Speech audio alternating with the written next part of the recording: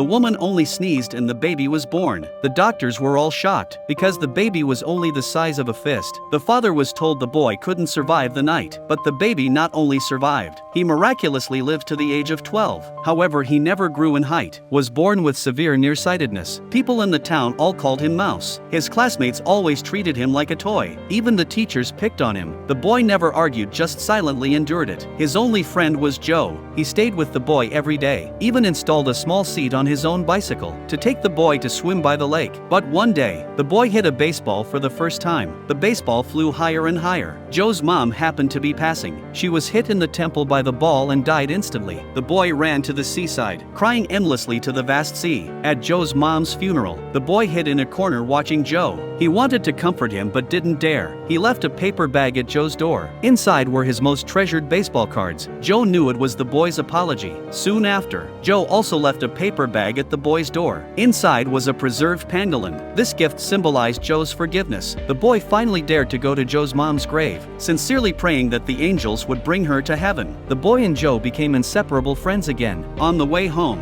when the school bus passed through a mountain road, a deer suddenly appeared. The driver turned the wheel sharply, causing the vehicle to lose control, and rushed down the mountain with a full load of children. Water started to flood in. There were only 2 adults on the bus. The pastor fainted. The panicked driver opened the door, letting water flood in, and fled, only caring about himself, leaving the children on the bus. Chaos broke out inside. Joe tried to maintain order, but no one listened to him.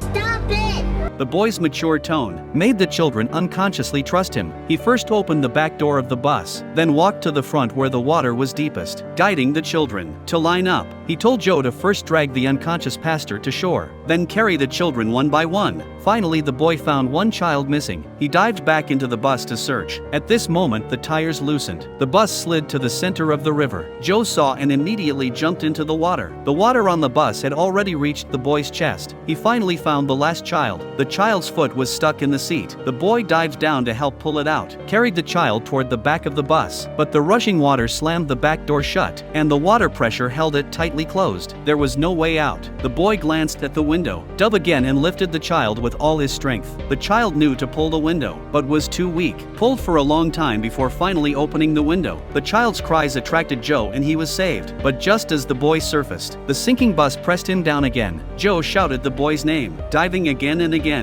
Luck finally favored the boy. Joe pulled him out, and they finally reached the shore. All the children escaped safely, but only the boy went to heaven. If it were you, would you want to be friends with this boy? Please comment.